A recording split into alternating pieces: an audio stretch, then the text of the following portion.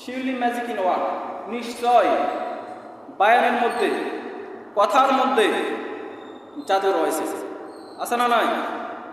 দেখবেন অনেক বক্তা রয়েছে, যখন তারা কথা বলে সাতুষ পাখির মতো মানুষ শুনতে থাকে, এরকম আছে না নাই?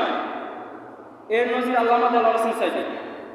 আল্লামা দেলোয়ার হোসেন সাইদি তিনি যখন কথা বলতেন তখন শ্রোতারা সাতোষ পাখির মতো তাকিয়ে থাকত।